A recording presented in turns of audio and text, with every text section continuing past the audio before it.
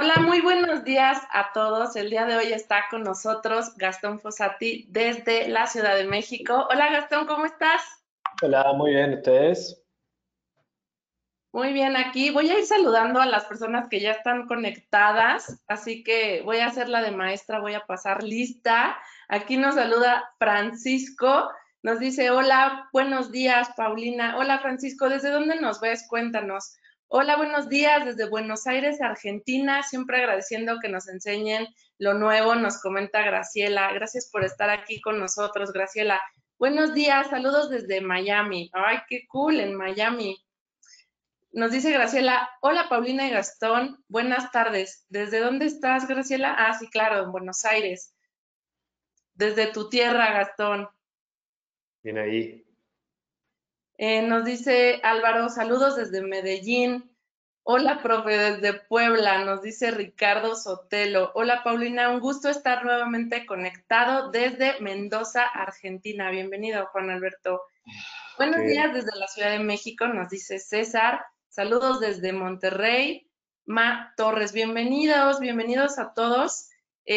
Quiero decirles que es un día aquí un poquito frío, pero hay un poquito de sol, así que espero que todos, donde quiera que estén, estén muy bien. Y agradecer por su presencia. Antes de comenzar, les quiero comentar quiénes somos, qué hacemos y cómo es que les podemos ayudar. Aquí voy saludando antes de presentar todo eso a Mario Martínez.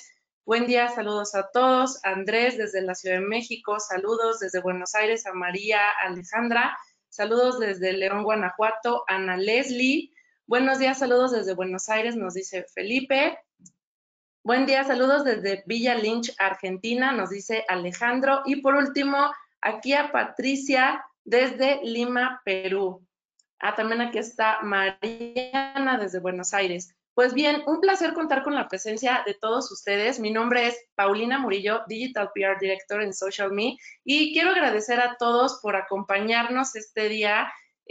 Hoy tenemos una masterclass muy especial. Nos acompaña Gastón Fossati. Vamos a estar hablando de Big Data y Analytics. Y pues antes de comenzar, les quiero comentar qué es Social Me y por qué hacemos todo esto. Entonces, les cuento que somos una red de talentos digital. Nosotros acompañamos a las empresas a que puedan hacer transformación digital, que puedan implementar toda esta innovación y que puedan obviamente tener más clientes, más leads, los acompañamos en todo este proceso y todas las personas que tengan dudas al respecto de cómo hacerlo, pues contamos con una videoasesoría para que ustedes puedan postular y los podamos asesorar, no tiene ningún costo y también pues los acompañamos en todo este proceso innovador en su trabajo, negocio o aquellos proyectos que estén por emprender. Así que bueno, el día de hoy tenemos sorpresas para ustedes.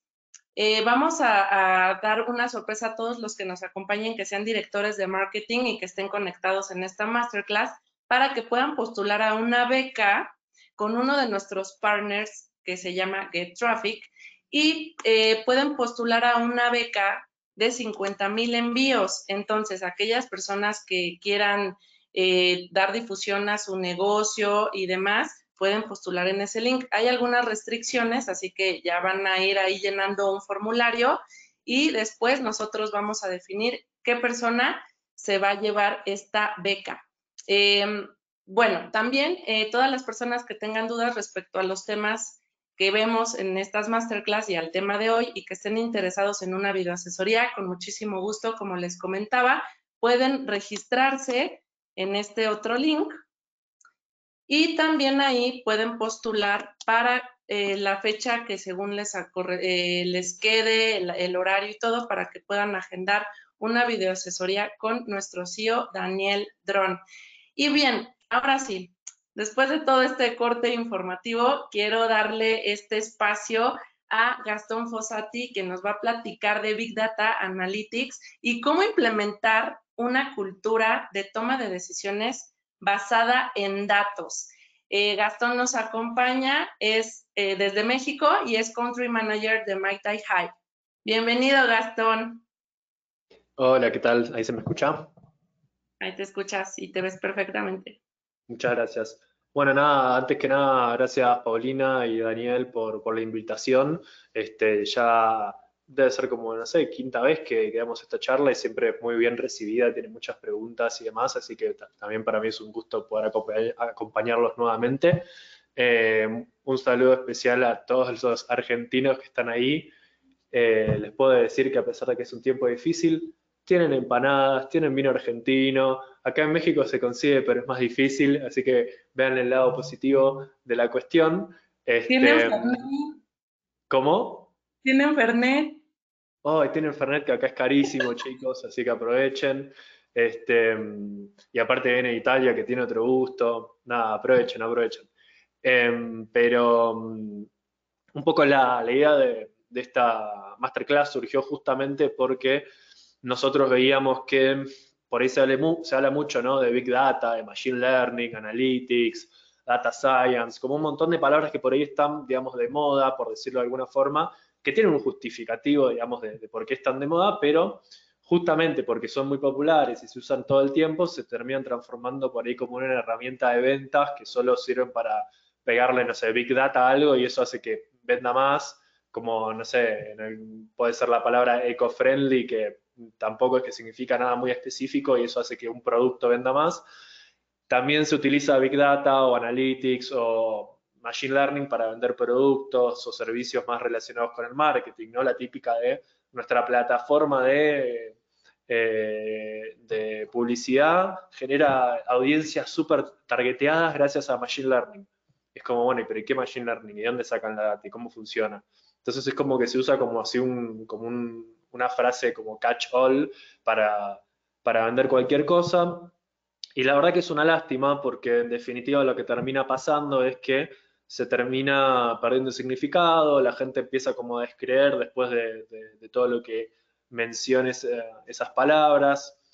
Y la verdad que es una tecnología que, por el contrario, digamos, es muy, muy, muy útil, que sirve un montón. Entonces, un poco la idea de esta masterclass era justamente poder explicar qué significan los distintos conceptos, qué es Big Data, qué es Analytics, entender cómo funciona sin matemática, digamos, sin nada súper loco, pero un modelo de Machine Learning para que también entiendan qué es el Machine Learning, por lo menos conceptualmente. Después ver muchos casos de uso, ¿sí? Para que eso lo puedan bajar a su operatoria diaria y a su realidad particular. Obviamente los ejemplos también sirven para terminar de entender cómo funciona. Y también la idea es un poco entender lo que nosotros llamamos el recorrido data-driven o el camino data-driven, que es algo que internamente fuimos desarrollando a partir de la experiencia nuestra con un montón de clientes, eh, donde vemos que básicamente hay distintos pasos en la madurez con respecto a la forma en que trabajan con los datos y con respecto a la forma en la que trabajan con eh, la valorización de esos datos, ¿no? O sea, un poco la idea atrás de todo esto también es que sabemos que muchas empresas tienen, más que la falta de datos, están ahogados en datos, ¿sí? Tienen una sobreabundancia de datos y no saben cómo sacarle valor, entonces también por ahí acá la idea es darles algunos tips y como darles la brújula para que encuentren un poco el camino. Obviamente esto es una masterclass introductoria, está pensado para gente que trabaja en marketing y demás. Sí tiene mucho, mucho, mucho contenido, pero sepan que después hay, digamos, un millón de cuestiones más. Está bueno que por ahí vayan como siendo más atentos a los distintos temas que por ahí ustedes les pueden servir a aplicar y en función de eso también puedan ir viendo después ya por su cuenta, gracias a esta introducción, cómo profundizar sobre estos temas y después también les vamos a dar ahí un poco de bibliografía y demás para que se lleven y puedan seguir formándose por cuenta propia, que también es un poco el espíritu, ¿no?, de estas charlas. Como les comentaba antes Paulina, yo soy Gastón Fossati, soy economista y country manager de Mighty Hive. Mighty Hive es una consultora de marketing digital muy grande a nivel internacional. Somos los partners número uno de Google para todo lo que es la Google Marketing Platform en Estados Unidos. Acá en Latinoamérica somos el partner número uno alrededor de lo que es Google Analytics 360, que es el software sí, de analítica digital que tiene Google y para el análisis de datos. Y trabajamos con marcas muy grandes, acá hay algunas de ellas principalmente de Latinoamérica. Eh, Siempre iríamos con bancos o con telcos o empresas en general muy grandes. Después tenemos clientes internacionales como Mondelez, Sprint, BMW y algunas otras empresas también muy grandes, y siempre tratando de ayudarlos a cerrar este círculo entre la data y la media, entendiendo que hoy en día, digamos, el marketing digital ya cambió. Obviamente acá el espíritu de social media es exactamente el mismo. Necesitamos entender que lo digital cada vez pesa más, que se requieren perfiles específicos y demás. Entonces nosotros construimos la empresa pensando un poco en eso, y vemos que el futuro va a ser cada vez más y más y más y más digital, lo cual hoy en día ya por ahí no hace tanto falta aclararlo, sobre todo teniendo en cuenta el contexto en el que estamos. Una aclaración antes de empezar. Vamos a tener dos secciones de preguntas, ¿sí? Una a mitad de la sesión, otra sobre el final. Vayan haciendo todas las preguntas que quieran en el chat. Paulina las va a estar viendo y va a estar moderando ahí un poco también para ver qué preguntas podemos hacer y ir respondiendo. Tal vez no pueda responder todas, pero ustedes hagan todas las que quieran, y las vamos viendo. Entonces, punto número uno, ¿no? ¿Qué es Big Data? Es como la palabra que escuchamos siempre hablar, como, uy, Big Data esto, tenemos que usar Big Data para generar mayores ventas, la Big Data nos va a ayudar a predecir el no sé qué, etcétera. Pero, digamos, Big Data es algo muy concreto. Básicamente, Big Data es una cantidad de información tan grande que ya no podemos nosotros analizarlo de manera manual, sino que necesitamos recurrir a métodos estadísticos, que muchas veces requieren utilizar una computadora para poder hacer esos cálculos, y de esa manera poder entender esos datos. Así como muy dicho mal y pronto, si algo metemos en un Excel, digamos, un set de datos, y ese Excel lo miramos y es como, chao, esto no lo puedo utilizar, no lo puedo analizar, listo, eso ya más o menos califica como Big Data, ¿sí? O sea, cualquier cosa que nosotros, o cualquier set de datos que es muy complejo y que a simple vista no podemos decir que hay un problema o sacar una conclusión, y va a requerir de tecnología para poder analizarlo, es Big Data. Entonces, para entender un poco de dónde sale todo esto, es importante entender que la cantidad de datos que producimos como humanidad está creciendo de manera exponencial. Eso quiere decir que cada vez la velocidad a la que lo producimos va en aumento, con lo cual cada vez no solo producimos una mayor cantidad, sino que lo hacemos en mayor velocidad. Para que se den una idea, en este gráfico súper ultra no profesional, que si mis profesores de cuando estudié economía lo vieran me matarían, pero que me parece que sirve para ilustrar un poco la idea. En 1984, Apple lanza su primera Macintosh, que fue así como la primera Macintosh que logró, digamos, entrar en las casas de todo el mundo, o por lo menos en esa época de todo el mundo que podía pagarla, y ayudó muchísimo a democratizar el acceso justamente a la computación, ¿sí? Como Steve Jobs tenía esta idea de quiero que la computadora sea como el lavarropas o el horno de microondas, como quiero que todo el mundo tenga uno en su casa y lo utilicen. Entonces en 1984 lanza esa computadora. En 1994 sale Windows 95, que fue el software de Microsoft, que también ayudó muchísimo más, ¿sí? A democratizar el acceso a las computadoras. Acuérdense de todo el paquete Office y demás, ayuda a que se empiece a utilizar muchísimo más en todas las oficinas. Eso, digamos, ya estaba desde antes, pero con Windows 95 se hizo todo mucho más barato y mucho más accesible. Hacia el año 2000 comienza a haber internet de banda ancha, que cada vez se generaliza más y más y más.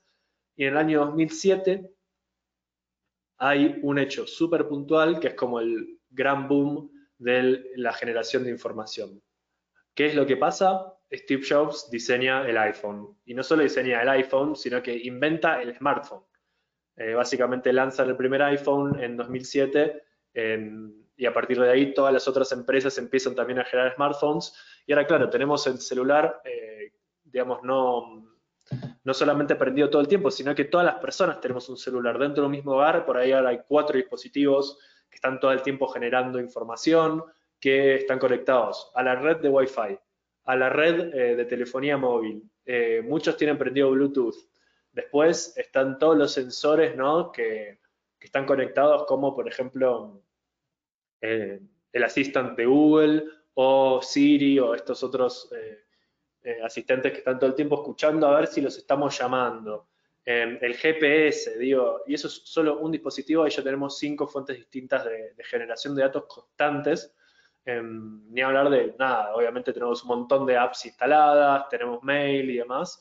Entonces ya con eso, digamos, se entiende bastante el boom. Hacia el futuro, ¿qué es lo que cada vez se está viendo más? Bueno, los dispositivos de IoT. IoT es Internet de las Cosas, que básicamente es un dispositivo o un sensor que se le agrega a un aparato que hoy en día ya tenemos y eso, digamos, le genera la capacidad de levantar más datos. Por ejemplo, podríamos tener un sensor de Internet de las Cosas en una puerta. ¿Sí? O sea, cada vez que se abre una puerta, disparamos una medición de que se abrió esa puerta y tenemos un contador de cuántas veces se abrió una puerta. También puede estar, por ejemplo, pegado a una cafetera.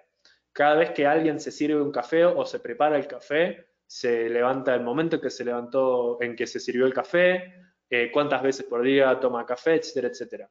¿Para qué se puede usar eso? Bueno, por ejemplo, para saber que la persona está por quedarse sin café o para saber que de repente por ahí cambió el tipo de café. También podríamos como tener un sensor que analice qué café está tomando. O un ejemplo muy interesante, eso se podría en teoría juntar, digamos, o conectar con la información de muchas personas que estén tomando café y cuando una persona de repente esté tomando más café de lo normal, saber que esa persona tenga un problema, ¿no? Por ahí está muy ansioso o está deprimido o le bajó algún químico que genera el cerebro, lo que sea, entonces lo está tratando de compensar con café. La cafetera, digamos, podría de repente darse cuenta y alertar al médico de cabecera a esa persona y automáticamente mandarle un mail para que vaya y se haga un check-up con el médico de cabecera o con un psiquiatra o lo que sea. Entonces, claro, es medio raro, ¿no? Porque el café o las cafeteras es algo que nosotros ya tenemos, digamos, mucha gente en nuestras casas.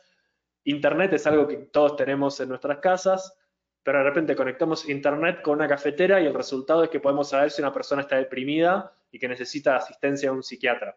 Entonces, es súper lógico que de repente empezamos a ver que dice Machine Learning, Big Data por todos lados y no sabemos realmente eh, las capacidades que tenemos y también es muy fácil que en ese caso nos vendan un montón de humo y como espejitos de colores y que en definitiva estemos confundidos. Entonces un poco la idea de hoy es poder sacar un poco eso del medio. Esto, que parece un candelabro futurista, no es un candelabro, sino que es una computadora cuántica que armó Google. Una computadora cuántica es una computadora, pero que tiene otra forma de hacer cálculos. Seguramente todos están familiarizados con los unos y los ceros y saben que las computadoras más o menos hacen todos sus cálculos en función de unos y ceros. La diferencia con una computadora cuántica es que puede hacer que algo valga 1 y 0 a la vez, más o menos, ¿no? Dicho mal y pronto. Entonces, en vez de estar haciendo cálculos con ceros y unos, hacemos con el 1 y el 0 a la vez, lo cual es una locura y la verdad que parece magia. De hecho, hay físicos, que creo que fue Richard Feynman, que decía que es un tipo que ganó premios Nobel, que ayudó a crear la bomba atómica, que sabe muchísimo de física. Bueno, ya falleció, pero digamos, tiene un par de libros muy buenos aparte de su vida y demás.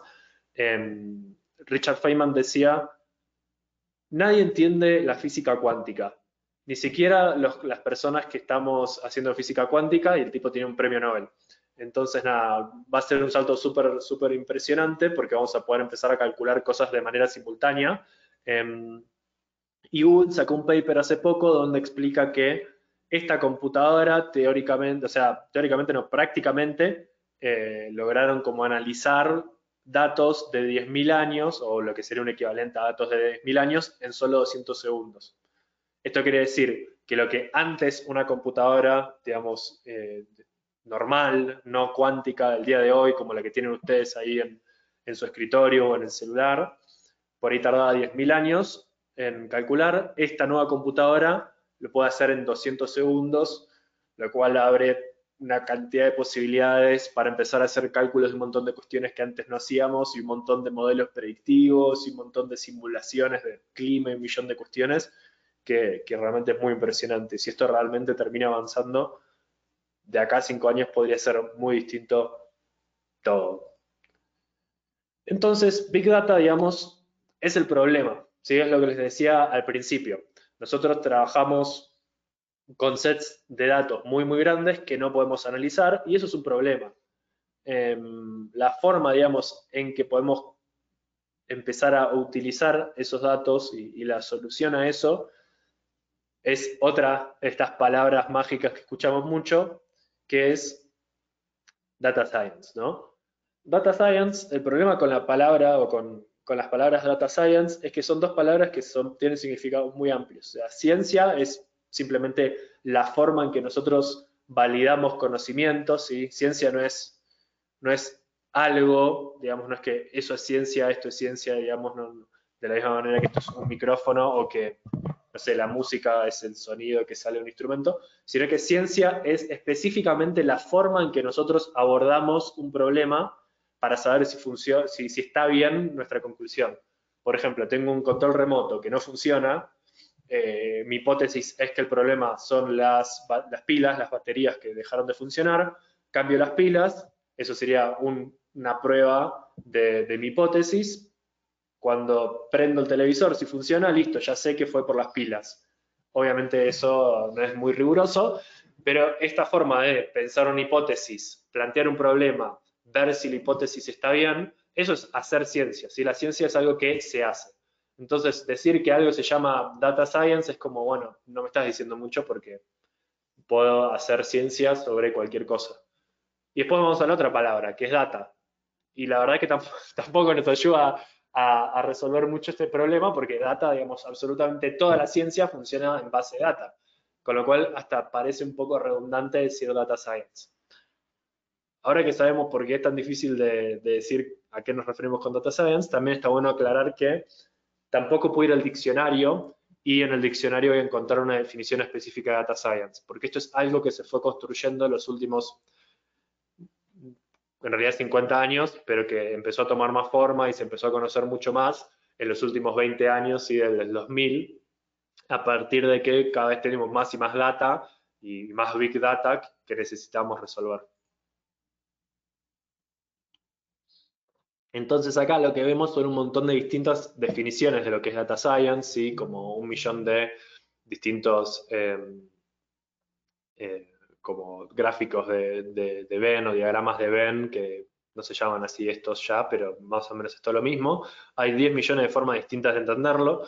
La verdad que lo más sencillo de entender es este, que es como el clásico y uno de los primeros que se utiliza. Dice lo siguiente: Data Science está en la intersección de la habilidad de programar, digamos, hacking skills, lo podemos traducir un poco así, o skills para hackear, el conocimiento matemático y estadístico y conocimiento en la materia en la que nosotros nos desempeñamos. ¿Qué quiere decir esto? Si nosotros sabemos programar, y por qué en realidad está bien dicho hacking y no programar, porque acá lo que estamos tratando de decir es poder hacer algunos programitas, ¿sí? Algunos programas que nos permitan hacer este tipo de análisis. No significa que nosotros seamos unos genios de la programación que hayamos estudiado programación en la facultad, que después tengamos una maestría y un doctorado en programación, sino que entendamos a utilizar ciertos lenguajes de programación como SQL, Python, R, que son los que se utilizan mucho en data science, porque que eso lo vamos a necesitar para poder después aplicar los conocimientos de matemática y estadística, ¿sí? Y ahí justamente eso tiene que ver con que, como los sets de datos son muy grandes, incluso nosotros manualmente tratar de hacer los cálculos y mover esa data es muy difícil, con lo cual necesitamos saber un poco de programación para poder trabajar con esos sets de datos. Obviamente matemática y estadística tiene que ver con que vamos a tener que hacer cálculos sobre esos datos y justamente la estadística de cierta forma es la disciplina dentro de las matemáticas que intenta entender cuán aproximado a la realidad estamos cuando hacemos análisis más como del futuro, ¿no? En el sentido de quiero predecir o quiero entender cuántas personas me van a comprar un determinado producto y la verdad que nunca voy a saber exactamente cuántas personas me lo van a comprar porque no puedo ver el futuro.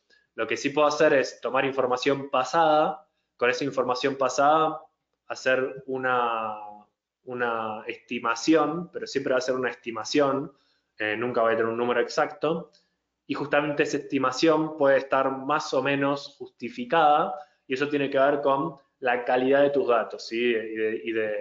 y de cálculos estadísticos que podemos correr sobre esos datos para saber cuán reales o cuánto podemos confiar, digamos, en esa estimación. Por eso es un poco justamente la rama que trata con la incertidumbre, con lo que en definitiva no sabemos. En ese sentido es como hasta medio contradictorio, porque estamos muy acostumbrados a que la matemática sea algo súper tajante, que 2 más 2 es 4 y demás. Sin embargo, acá estamos aplicando conceptos como matemáticos o de ese mundo a cuestiones que en realidad no tenemos ni la menor idea de si van a terminar ocurriendo. Pero bueno, justamente porque es tan complicada esa disciplina y nos podemos equivocar con un montón de cuestiones, es importante que la gente que haga data science sepa estadística. El tercer punto, que es conocimiento en la materia, básicamente tiene que ver con que si estás trabajando sobre un set de datos de medicina, que bueno, que sepas cuestiones de medicina. Si estás trabajando sobre datos financieros, que entiendas del mundo financiero, etcétera.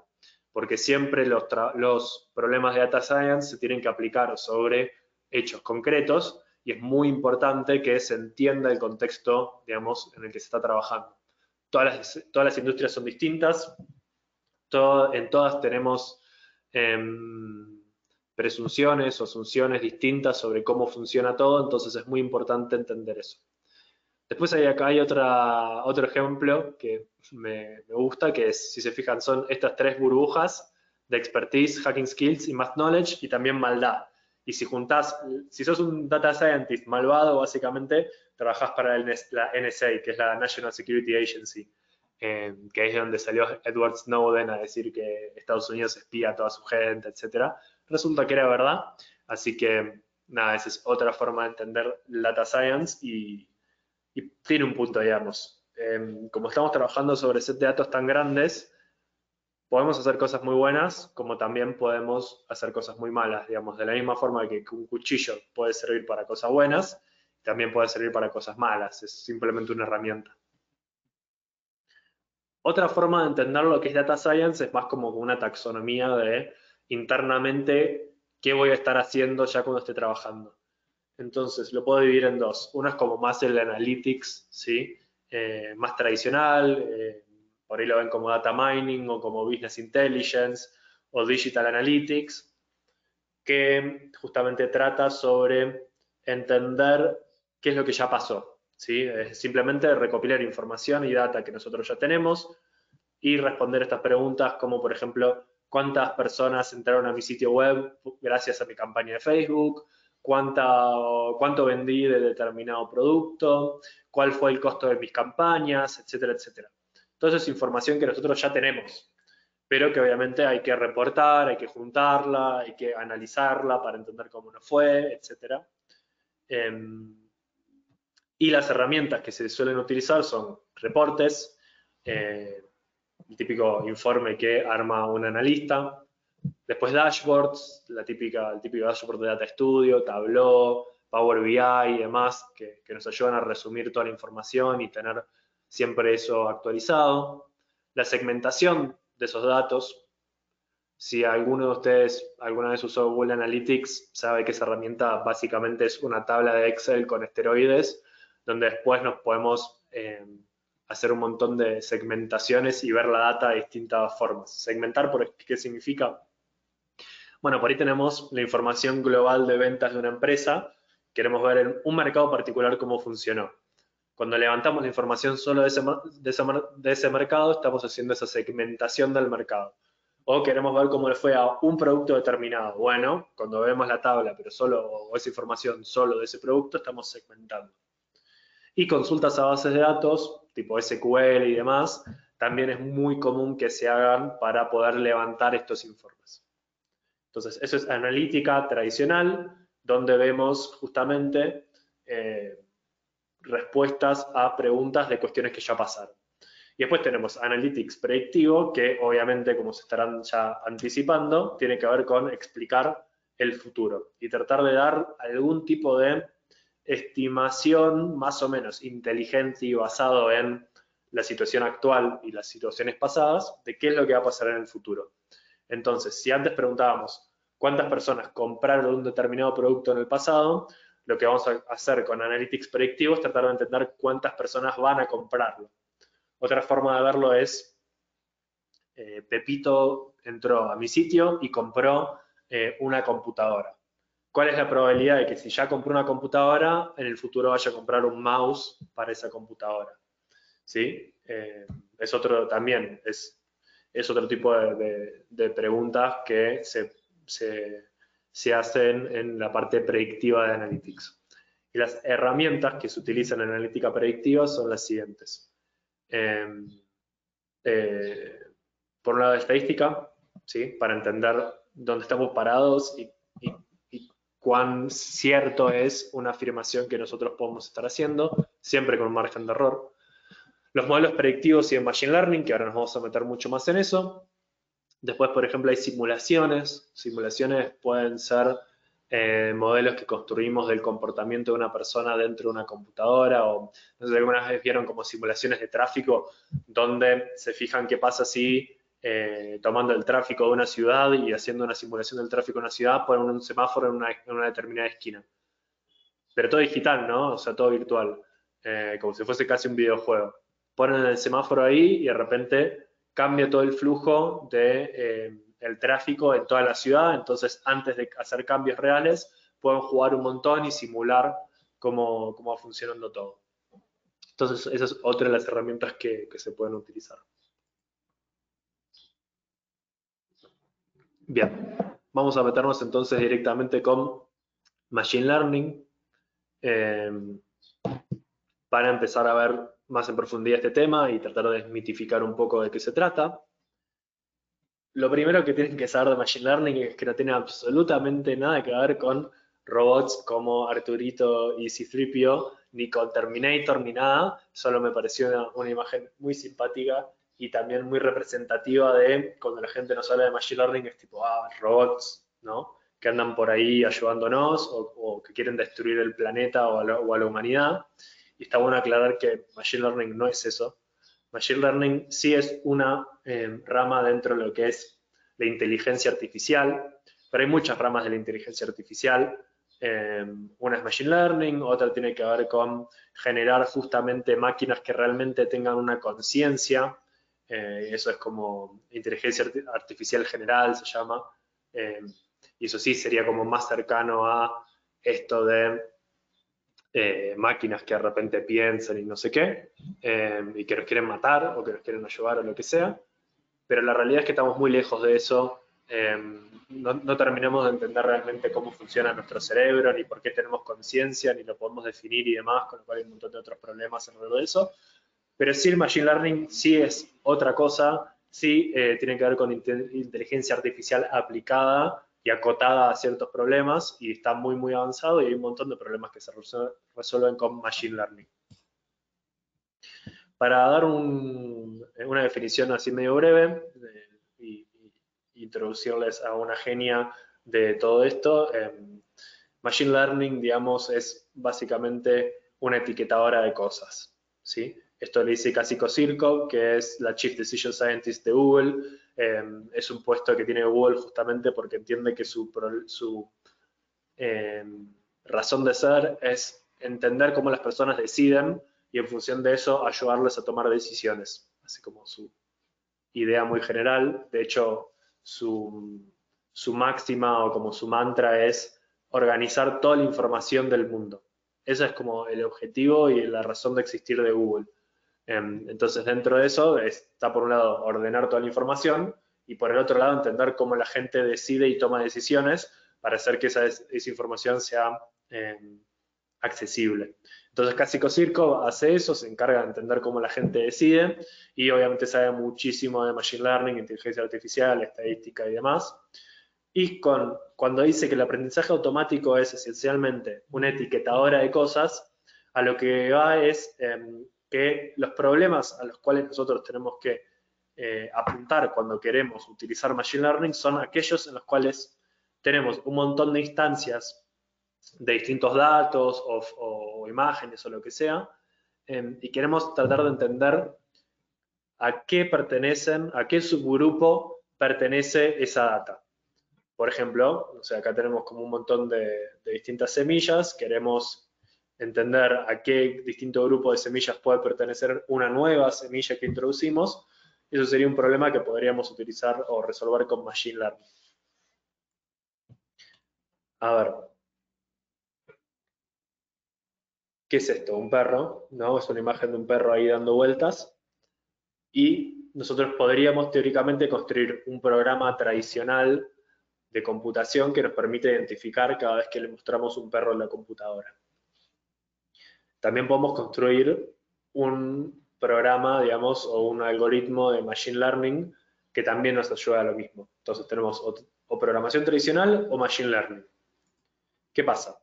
En la programación tradicional tendríamos que construir un programa donde le decimos al programa que se fije si tiene, por ejemplo, 4 patas, si es mamífero, si ladra, lo que le estamos mostrando, y a partir de eso diga, ah, listo, es un perro, ¿sí? Entonces lo que hacemos es darle unas reglas fijas a este modelo, a partir de esas reglas fijas sacamos un resultado.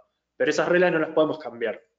Entonces, ¿qué pasa cuando de repente le mostramos imágenes de cosas que no tienen 4 patas, que si bien son medio del mismo color, evidentemente tampoco es un mamífero ni ladra, etcétera? Acá como que nos quedamos un poco cortos.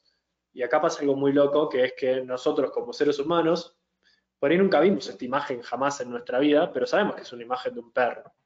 Sí que es abstracta, que tiene colores que no son reales, ni formas, ni demás, pero sabemos que es un perro. Esto tiene que ver con que nuestro cerebro tiene la capacidad de abstraer y la capacidad de ser creativos. Entonces, con esas dos herramientas de abstracción y creatividad, puede entender con la abstracción cuáles son los elementos esenciales que hacen a un perro, y con la creatividad puede utilizar o tomar esos elementos que abstrajimos previamente y reaplicarlos para entender que esta nueva imagen también es un perro. Básicamente lo que pasó es que vimos muchos ejemplos de perros a lo largo de nuestra vida, entonces cuando vemos un perro que nunca vimos antes, también sabemos que eso es un perro. Esto es exactamente lo mismo que hacemos nosotros cuando hacemos Machine Learning. Bueno, no exactamente, es una metáfora, ¿no? Pero básicamente lo que hacemos es mostrarle un montón de ejemplos de lo que es un perro y dejamos que el algoritmo por sí solo entienda cuáles son las reglas que van atrás de entender que eso es un perro. ¿Se entendió? Vamos de nuevo. En la programación tradicional, yo pongo las reglas. La máquina se fija si cada imagen cumple con esas reglas y después me dice si es un perro. Con Machine Learning yo no pongo las reglas, pongo los ejemplos. Después la máquina sola arma las reglas y en función de eso, cuando le muestre una imagen nueva, va a fijarse si pega con esas reglas o no. ¿Cuál es la ventaja? La ventaja es que sería muy, muy, muy, muy, muy difícil, de hecho es imposible, que una persona se ponga a escribir todas las reglas necesarias para poder hacer frente a todas las imágenes de perros que hay en el mundo. Es imposible, o sea, nos morimos antes, no llegamos. Entonces la forma que creamos de, ¿cómo es? De escribir programas que nos permitan hacer eso es, tiramos abajo la programación tradicional y empezamos a trabajar con este Machine Learning, que es otra forma de programar básicamente. Vamos a ver el caso, un ejemplo concreto de cómo sería armar un modelo de Machine Learning. Este es un caso, digamos, sin matemática y demás, es simplemente una muestra para que se lleven los conceptos fundamentales. Y en este caso, para él o la mendocina que estaba escuchando, vamos a hacer un modelo de recomendaciones de vinos, ¿sí? ¿Para qué se podría aplicar? Bueno, imaginemos que somos un e-commerce, queremos recomendarle vino a alguien que ya compró vino, podría ser uno. Podemos ser un restaurante que quiere analizar los gustos de las personas y en función de eso personalizar la experiencia, etcétera, etcétera, etcétera. Así que nada, con este recomendador de vinos tiene muchas aplicaciones. Siempre es importante arrancar por el objetivo, digamos, y entender la aplicación de negocio, que es lo que acabamos de describir. Y después lo que hacemos es tratar de entender, digamos, cómo está compuesto el set de datos. En este caso, el set de datos nos da por un lado el ID, ¿sí? Es como la identificación de cada uno de los vinos. Un segundito que mi perrito quiere salir al balcón.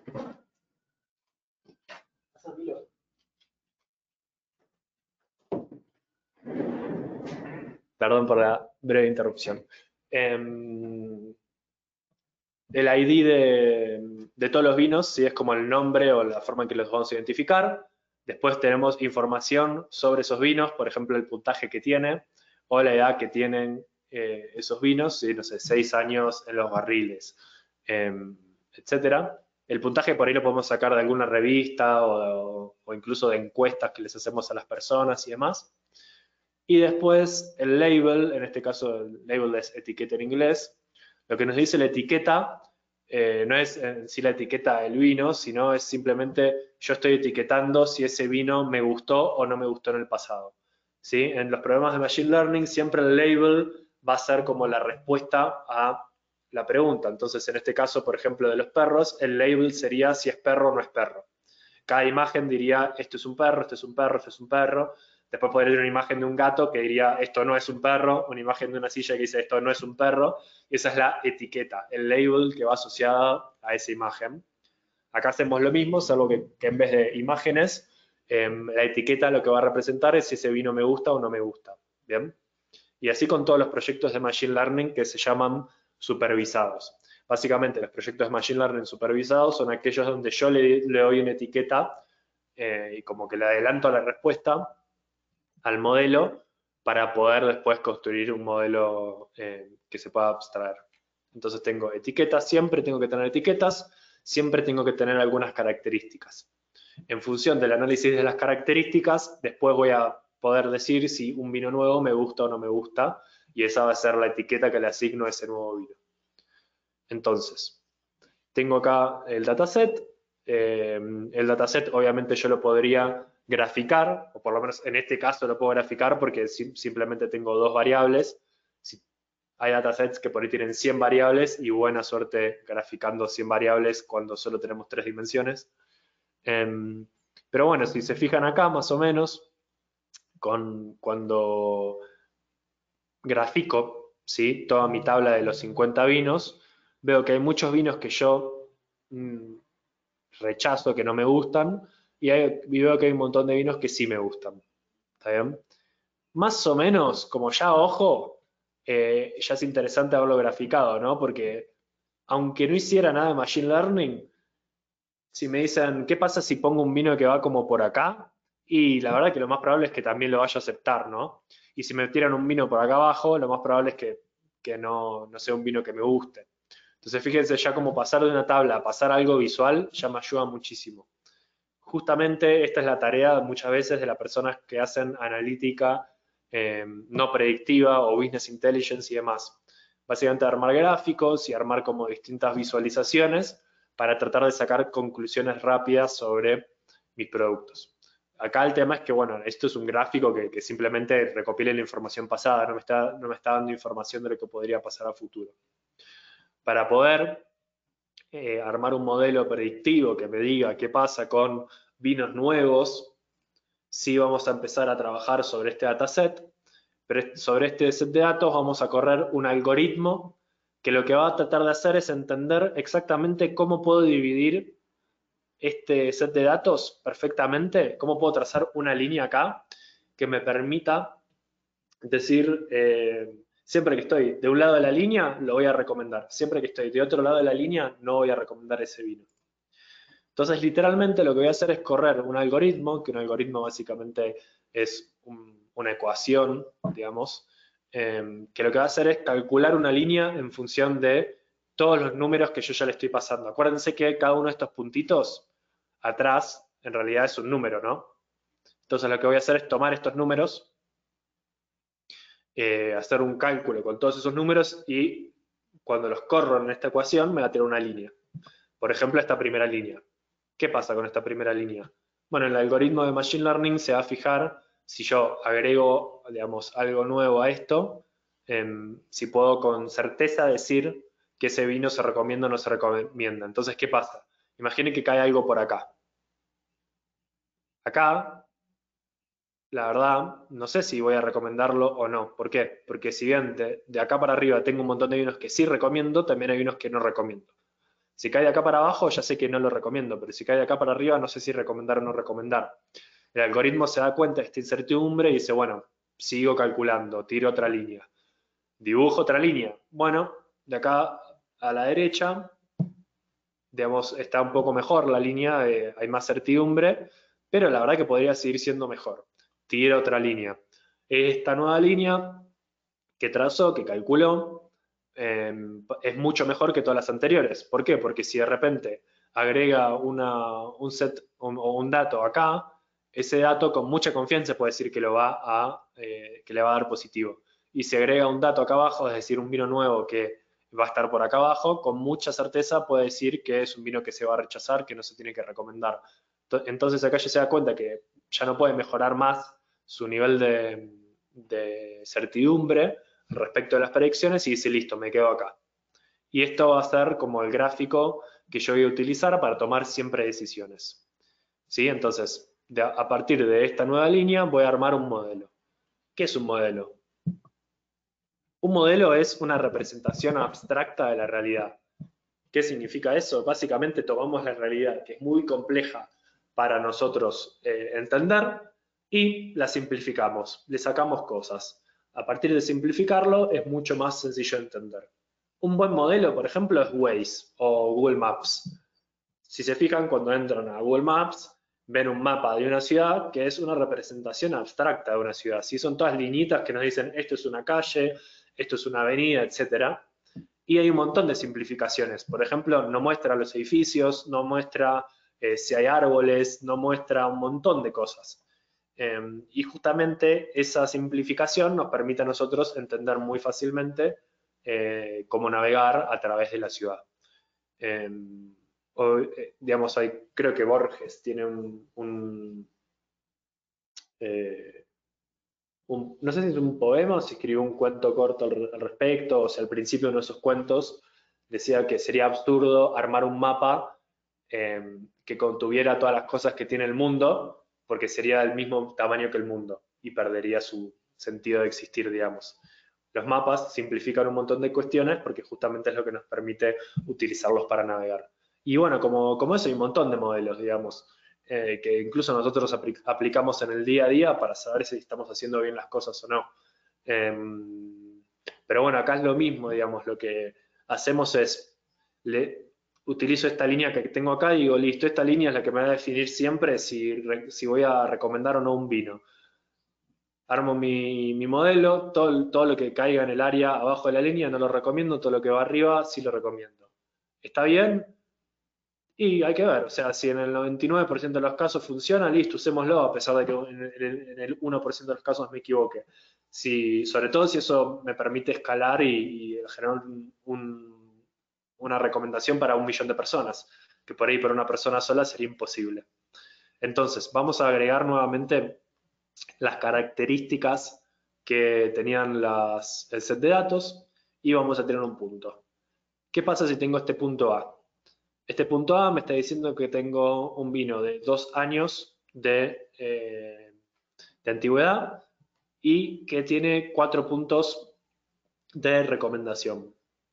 Este vino, como cae en el área roja, automáticamente mi modelo dice que se recomienda. ¿Qué pasa con un segundo vino que tiene 8 años de antigüedad? Que en principio suena buenísimo, porque estábamos diciendo antes que todos los vinos muy antiguos se recomiendan. Bueno, está súper bien que tenga 8 años de antigüedad, pero la verdad es que el review le dio menos 2. O sea, no solo 0, le dio súper negativo. En este caso, se rechaza, ¿sí? Porque quedó como súper abajo. Entonces, repasando muy brevemente, hay 3 componentes que son importantes, que son la data, los algoritmos y los modelos. La data es la información con la cual nosotros contamos y son las características que tienen los distintos, en este caso, vinos. El algoritmo es en sí el cálculo que se va a utilizar para buscar el mejor modelo con el cual nosotros podemos trabajar. El algoritmo es un cálculo matemático, digamos, y el modelo es la herramienta final que nosotros después vamos a aplicar para decidir a futuro si aceptamos o no la premisa que estemos buscando, digamos. Los modelos también, digamos, no necesariamente tienen que ser para aceptar o rechazar algo, también pueden ser para identificar si un producto o pertenece a alguna categoría en especial, no sé, como hicimos con las fotos de los perros, o como hicimos con las fotos de las semillas, ¿no? Como que queremos saber a qué corresponde cada cosa, entonces también pueden ir por ese lado. ¿Dudas, consultas hasta acá? Hola, hola Gastón. Aquí tenemos preguntas, te las voy a ir compartiendo. Aquí nos dice Graciela, ¿el programa de Machine Learning lo compro? ¿Tengo que acudir a una empresa que haga este trabajo? ¿O cómo funciona? Me cuesta relacionar ese punto. Bien, muy buena pregunta. O sea, el Machine Learning es la generación de estos modelitos a través de programas de computación que básicamente es esto, ¿no? Como que armo este algoritmo, le paso una cantidad de datos y eso ya automáticamente me tira del otro lado si X cosa pertenece a una categoría o si se recomienda en un producto, etcétera. El programa en sí puede estar construido sobre muchos lenguajes de programación, sobre distintos software y demás. Con lo cual, hay gente que puede sentarse y armar esto desde cero, ¿sí? A partir de un montón de lenguajes que ya existen y son gratuitos, caso de R o Python, que ya tienen un montón como de recetas prearmadas, es decir, de pedazos de programación ya armadas para que la gente los utilice y le pase el set de datos y ya tener como estas recomendaciones y demás. Después, por ejemplo, de hecho lo tenemos acá, Google y IBM y todas estas empresas, ¿sí? Ya tienen un montón de como enlatados o programas que ya están armados. Por ejemplo, este es el programa de visión o la API de visión, que lo que hace es entender justamente eso. Vamos a buscar, por ejemplo, a Tom Cruise y vamos a ver cómo este enlatado ya funciona. A ver, vamos a descargar su imagen.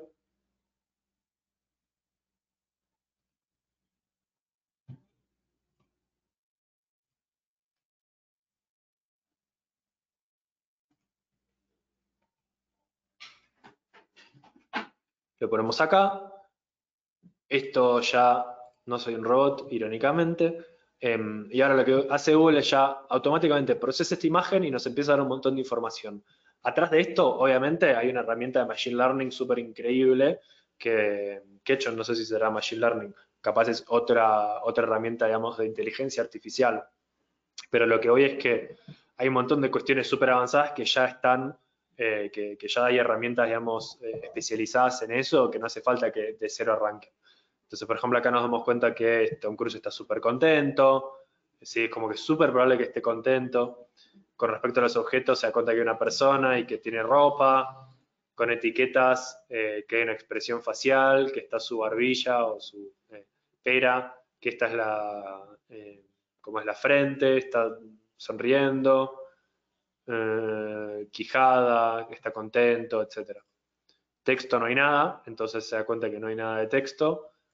Y bueno, hay algunas otras como propiedades de la imagen, etcétera, etcétera.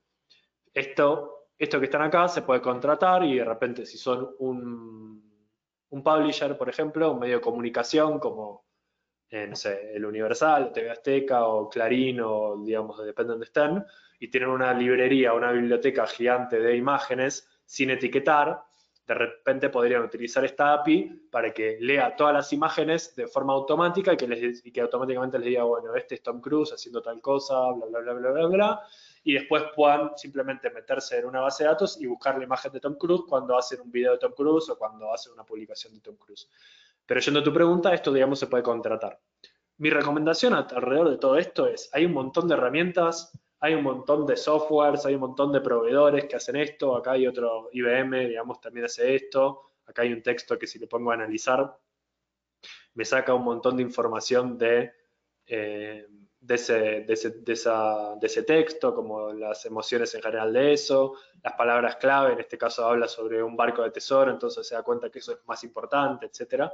Son como un montón de enlatados, pero lo importante es que contraten gente que entienda de este tema. No hace falta que sea un PhD, un doctorado en Machine Learning ni nada, pero sí buenos analistas. ¿Por qué? Porque lo importante es que esa persona entienda, hay muchas como low hanging fruit, ¿no? Estos, que serían estos proyectos fáciles de conseguir, ¿no? Estas como las manzanas que están bajas en el árbol, que no requieren mucho esfuerzo para poder obtenerlas. Y es importante que haya buenos analistas que sepan priorizar qué herramientas utilizar, que sepan sacar buena info de los datos, que sepan cómo limpiar los datos, que sepan ordenar el proyecto. Pero bueno, si querés meterte un poco más, busca Python, busca R, hay muchos cursos alrededor de eso. Mi recomendación es que busquen analistas que sepan mucho. La verdad que el software después es secundario, sobre todo teniendo en cuenta que hay un montón de software que es gratuito. Gracias, Gastón. Aquí me voy con la pregunta que tiene Paula y nos dice, ¿qué herramientas se suelen utilizar para armar los modelos de conocimientos adicionales y qué conocimientos adicionales serían necesarios adquirir para hacerlo uno mismo? Herramientas, este lenguaje Python, tipo Python, Python, es una herramienta que se usa muchísimo para programar y todo. También se pueden hacer visualizaciones de datos ahí, con lo cual sirve bastante, incluso para hacer cuestiones no predictivas, así que me parece que está bueno aprender de eso. Estadística, hay que entender, sí, por lo menos conceptos básicos para empezar, así que yo empezaría estudiando un poco eso. Después hay muchos lugares donde por ahí esto se enseña de manera más estructurada, no sé, sé que en Buenos Aires, la Universidad de Buenos Aires tiene una maestría en Data Mining y ahora también armó la carrera en la Facultad de Ciencias Exactas de, creo que es Data Science directamente. Hay lugares donde esto se enseña, en México la verdad que no sé dónde se enseña específicamente. Yo, por ejemplo, doy una materia dentro del posgrado de Marketing Digital del Ibero, que es de Big Data y Analytics para Marketing Digital, o sea, literal el mismo título de esto, donde vemos un montón de herramientas, pero tampoco nos metemos tan en profundidad porque es una sola materia pensada para marketers que van a ser gerentes y demás, entonces tampoco es que nos volvemos súper técnicos. Sé que, por ejemplo, el ITAM tiene una maestría de Data Science y demás. Y después hay muchos cursos gratuitos que también está bueno que por ahí esos cursos gratuitos, si bien no les van a servir para ser los cracks de estos, sí los tomen, porque ahí van a validar si a ustedes les gustan lo que están haciendo. Y si les parece, porque esto, o sea, de nuevo, son tablas y gráficos, ¿sí? Es esto, todo el tiempo, y matemática. Entonces, validen si les entusiasma, si les gusta y demás, y después se meten en eso. Si no les entusiasma, no lo hagan, más allá de que todo el tiempo se está hablando de esto y es como ¿cómo es? La carrera o el puesto más sexy del siglo XXI y esas cosas como que se leen, es como, no tiene nada de sexy, está buenísimo si te gusta y como que tenés como esa mentalidad medio Sherlock Holmes de que te gusta descubrir qué causa X, qué sé yo, está re bueno, súper estimulante, no sé qué, pero son tablas, visualizaciones, programar y que el programita no te funcione y estás 2 horas revisando el código y te diste cuenta que hay una coma que no iba y eso te rompía todo. Entonces, vayan, o sea, mi recomendación es, fíjense en Udemy o en todas esas, que hay un montón de cursos gratis de Python y de estadística, hagan eso, si no les gustó, búsquense otra cosa para hacer. Hay un montón de cuestiones de analítica y demás que también se requieren, así que no necesariamente tiene que ser esto. Aquí Si les nos pregunta, gracias Gastón, nos pregunta Ornella Bellini, ¿las etiquetas entonces funcionarían como reglas fijas? No, no, las etiquetas no son reglas, las etiquetas es simplemente un dato más que sirve para que el algoritmo, digamos, pueda entender que algo es lo que es. ¿Sí? Por ejemplo, esto es un micrófono, entonces le etiqueto como un micrófono. Pero eso no es una regla, lo único que hago es decirle, esto es un micrófono. Después le puedo mostrar un micrófono, no sé, como el de los años 50, ese así como todo plateado, no sé qué. Le puedo mostrar un micrófono moderno, un micrófono de corbata, etcétera. Le puedo mostrar un montón de micrófonos y todos esos micrófonos son distintos. Lo único que hago es decirle que es un micrófono para que entienda que eso es lo que tiene que analizar y que a partir de esa imagen está bien armar las reglas. ¿Se entiende? Es como, es totalmente distinto. Es simplemente que sepa que esto es un micrófono para saber que de ahí tienen que sacar las reglas y que sepa que esto es un vaso de agua para que sepa que de ahí no tiene que sacar las reglas. Después las reglas las saca el algoritmo, digamos. Aquí nos dice Graciela, es muy difícil aprender Python. Yo pregunto porque he trabajado siempre en análisis de información en mi trabajo, pero no intervenía en los programas. Sí, esa es una pregunta medio difícil porque por ahí ya ahí entra más lo personal y demás. La realidad es que Python hay muchos cursos, hay muchos recursos, hay muchos libros. En definitiva es un lenguaje de programación, que un lenguaje de programación simplemente es decirle a una máquina, hace lo otro, digamos, no, tampoco son cuestiones súper locas, súper abstractas, que es como más allá de la realidad. Si se lo van tomando de a poco, digamos, se aprende. Yo conozco mucha gente que aprendió Python que no viene del mundo de la programación, que estudiaron economía, que no tiene nada que ver con programar y demás, y fueron aprendiendo Python o SQL y otros lenguajes. Tenemos esa ventaja de que hay mucha información disponible. Si les parece, avanzamos un poco con los casos de estudios para que se lleven ejemplos de cómo aplicar esto y después seguimos con las preguntas al final. Y seguimos con las preguntas y también con esta presentación. Los invito a que tomen nota de todas las dudas porque al final les vamos a compartir el LinkedIn de Gastón para todos aquellos también que tienen dudas, preguntas que le quieran hacer personalmente y también les vamos a enviar un correo electrónico en donde van a poder encontrar los links para postular a la beca de Get Traffic para envío de email marketing para 50,000 emails y también donde van a poder agendar una videoasesoría con Daniel Dron, nuestro CEO. Continuamos contigo, Gastón. Dale, buenísimo. Entonces, casos de uso. A ver, lo que veíamos recién era como un algoritmo de todos los algoritmos posibles, ¿sí? Como era esta línea, ¿sí? Eso se llama una regresión lineal. Después hay otros algoritmos como que te van dando distintas formas de cortar la data, no sé, como un árbol de decisión, K-nearest neighbor y demás, son todos como distintos algoritmos que se pueden aplicar y que tienen distinta matemática por detrás. Para que se den como una idea, esto es como un pedacito de Wikipedia de lo que es K-nearest neighbor. ¿Sí? Entonces, nada, buena suerte con esto, ¿no? Por eso es muy importante entender que lo que estamos buscando no es que sea una persona que se meta a analizar cada una de estas cositas, sino que sepa utilizar los algoritmos, que sepa programar y demás. Y de cierta forma podemos hacer como una metáfora con la cocina, ¿no? Donde la data serían los ingredientes, el algoritmo es la cocina, es como que lo que hace que los ingredientes se transformen después en la comida y el modelo sería como la receta, lo que siempre seguimos para que esos datos cuando los corremos podamos, digamos, interpretarlos. Y si queremos sacar distintas comidas, vamos a tener distintos modelos. ¿Qué pasa? El algoritmo estamos diciendo que es como la cocina, como el horno de microondas y demás. ¿Ustedes saben realmente cómo funciona un horno de microondas? ¿Ustedes saben, digamos, o podrían armar de cero un horno de microondas y, no sé, construir el magnetrón, que es lo que calienta las moléculas de hidrógeno dentro de la comida y calibrarlo para que funcione bien y toda la parte eléctrica y demás?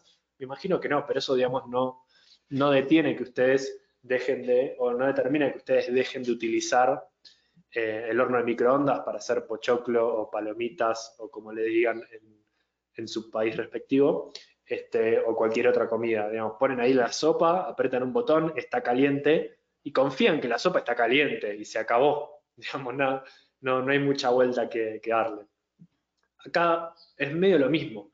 No estamos buscando que venga un ingeniero a que me arme mi horno de microondas, sino que necesito un cocinero que sepa qué herramientas utilizar en cada momento para que la comida salga bien. Es un perfil bastante distinto, ¿sí? Si bien trabajan los dos en la cocina y los dos utilizan la herramienta esta, después uno se dedica a cocinar y después el otro se dedica a que esto funcione bien nada más. Entonces, dicho esto, lo que nosotros tenemos que tratar de encontrar es gente que sepa cómo utilizar estos modelos o estas, como la cocina, y que no solo la cocina, sino que entienda todo el proceso que va en la producción de comida, ¿no? Para poder trabajar bien, que sería nuestro chef. En este caso necesitamos nuestro chef de Data Analytics.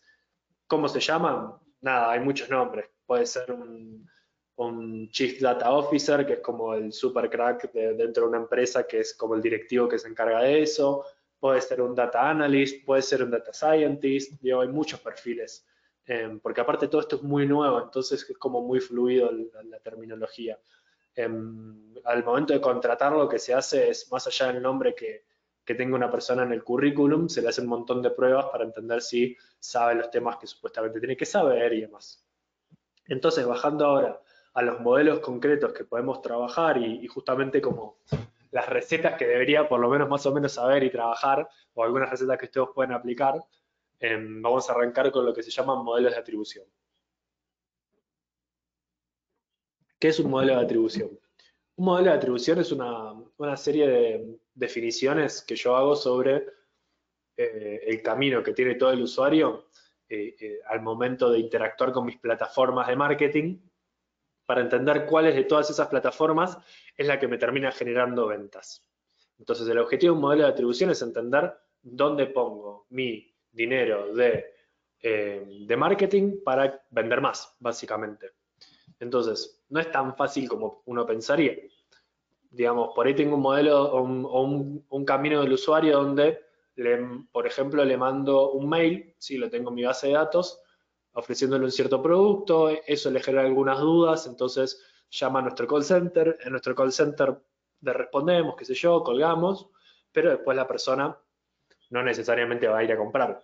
Pasan un par de días, hacemos una campaña por Facebook, tomando a todos los que en algún momento abrieron nuestro email, se acuerda de nuevo de nosotros, entra al sitio, se va, al otro día le hacemos una impresión, ¿no? de Google Ads, entra al sitio y compra.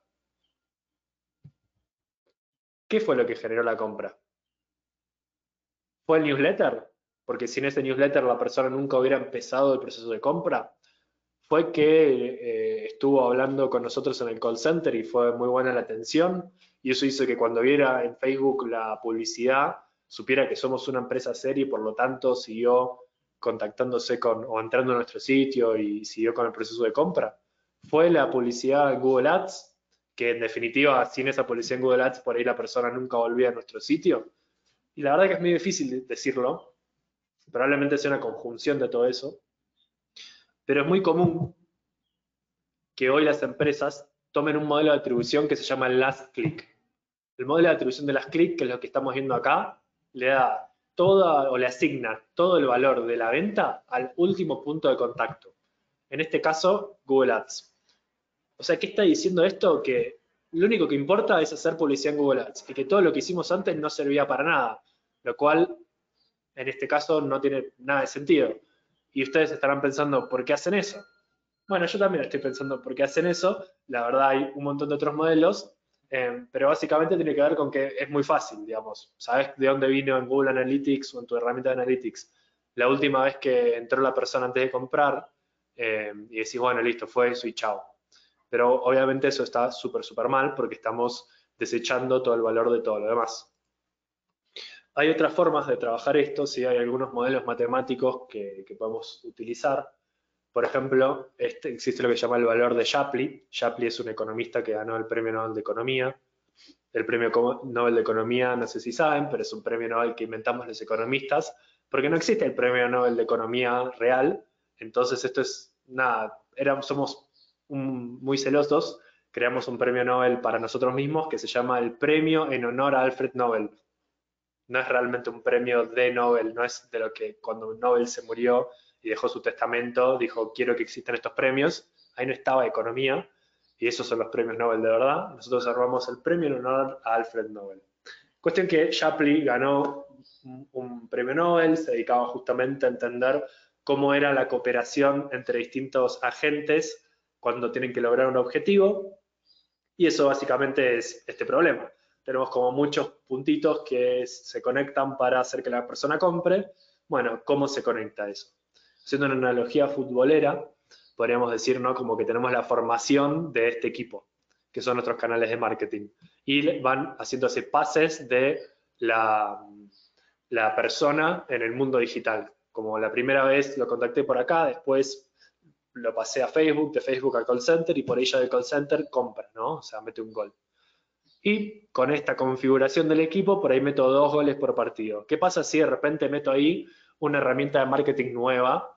O sea, por ejemplo, Google Ads, ayudando ahí a abrir el juego y metiendo un supercentro para que después podamos, digamos, hacer la conversión final. Bueno, cuando agrego este nuevo jugador y cambio un poco la estrategia, de repente veo que en vez de meter 2 goles, meto 3. O sea, está funcionando mejor. Evidentemente acá, Google Ads tiene cierto peso y tiene cierta importancia.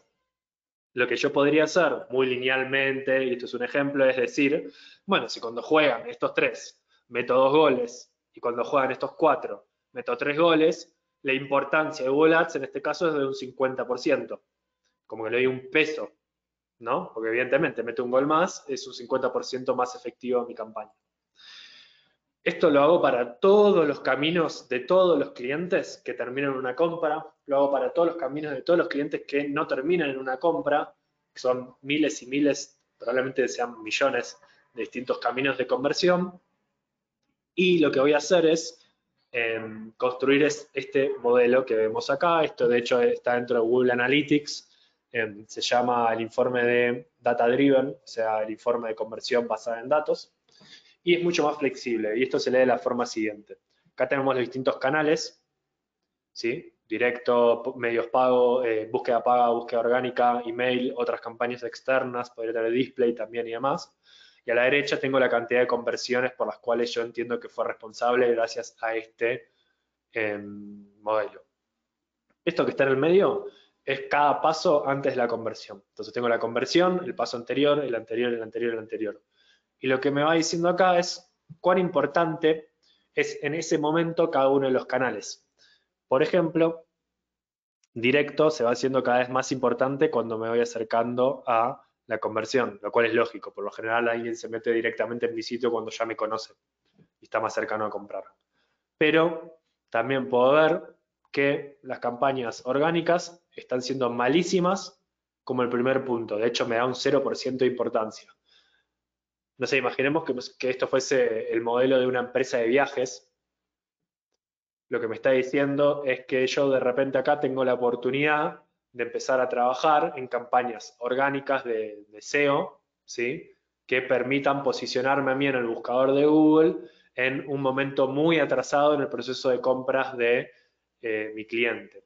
Por ejemplo, en vez de optimizar mi sitio para que sea fácil de encontrar cuando las personas buscan un vuelo muy específico, no sé, Cancún, diciembre, 2 personas, romántico, y eso es como una búsqueda súper específica, podría optimizar mi sitio para que la gente que busca, por ejemplo, ideas de vacaciones en verano, que es como mucho más general, más en el momento de búsqueda, de awareness de los clientes, también aparezca. Y eso sería como más top of funnel, ¿no? Mucho más antes en el proceso de compra. Y por ahí vería que esto aumenta, y si esto aumenta, capaz empiezo a tener más ventas.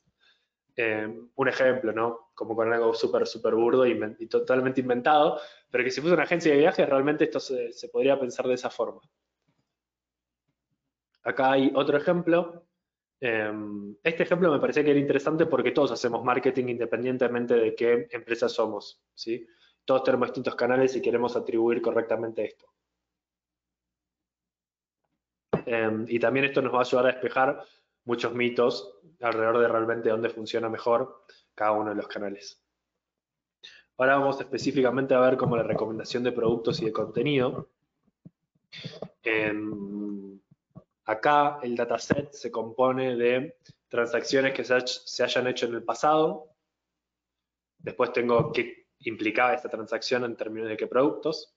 Y después le agrego un client ID para saber quién fue el que hizo determinada compra. Por ejemplo, acá tengo que el cliente 1 compró el pollo, el arroz, la cerveza y las manzanas. Más adelante volvió a comprar manzanas y cerveza, más adelante compró cerveza, arroz y leche para bebés, fórmula para bebés, y así como que fue haciendo distintas compras. A partir de esta data, lo que yo puedo hacer es armar una red como con todo el historial de todas las compras generadas en algún momento. Podría tener esta visualización donde justamente lo que me muestra es eso. Por ejemplo, ¿qué pasa cuando alguien compra vegetales? Cuando compra vegetales es muy probable que también compre arroz. O cuando compra vegetales también es muy probable que compre pavo o sopas, ¿no? Entonces lo que me dice el tamaño de la burbuja es cuántas compras tuvieron ese producto, digamos, ese producto, y después el color de la burbuja me dice cuán probable es que esos dos productos estén juntos. Entonces lo que pasa acá es que la gente compra mucho cebollas y también compra muchas verduras, por eso es muy grande la burbuja, pero es un amarillo muy clarito. Entonces, si bien hay muchas compras que tienen eso, no hay tantas que las tengan a los dos productos en conjunto. Pero por otro lado, acá tenemos gente que por ahí compra chorizos o carnes frías y demás, y que también compran queso. Y fíjense que es como un color mucho más oscuro, más rojo, porque mucha gente compra los productos a la vez. Esto que tengo acá es el modelo. Fíjense que es un modelo súper distinto al modelo que vimos antes, pero es un modelo, es un mapa de cómo la gente compra. De la misma manera que un mapa de la Ciudad de México o de Buenos Aires.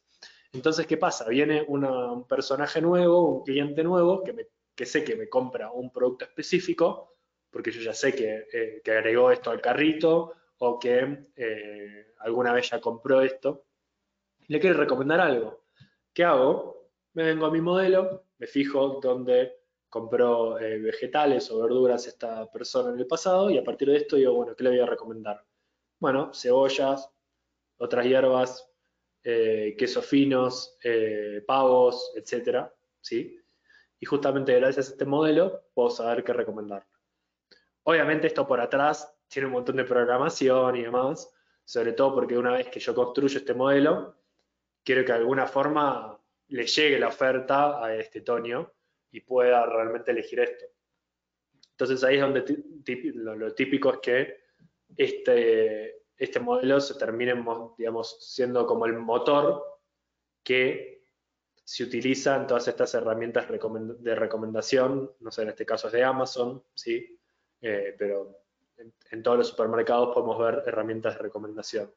Hay herramientas de recomendaciones más sofisticadas y menos sofisticadas. Esto le diría que es una herramienta de recomendación bastante sofisticada. Hay herramientas de recomendaciones menos sofisticadas, como por ejemplo en el caso de los periódicos, que les muestran contenido que dice la nota más leída.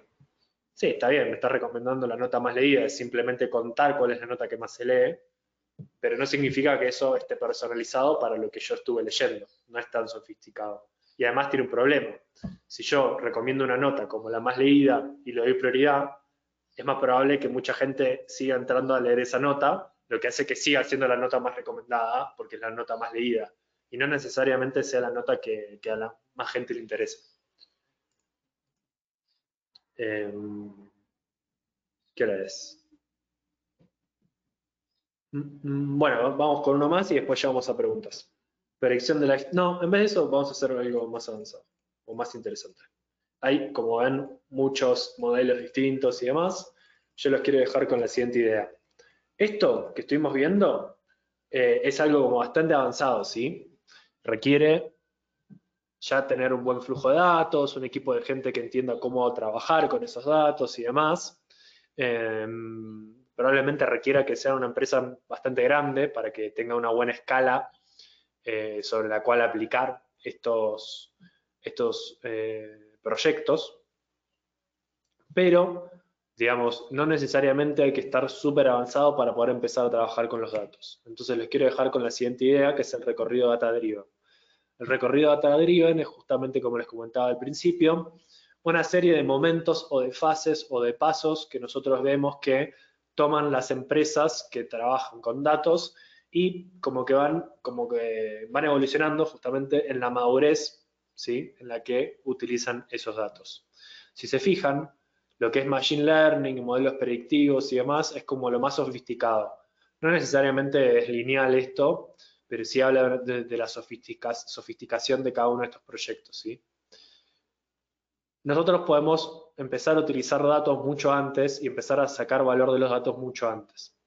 El paso número uno, que es empezar a medir la first party data, es decir, los datos que levantamos nosotros de lo que hacen nuestros clientes y que es data nuestra, nos sirve obviamente para empezar a tener métricas confiables de negocios y entender toda esta parte de cómo nos estuvo yendo, qué productos se vendieron más, dónde abandonaron los clientes el proceso de compras, cuáles fueron las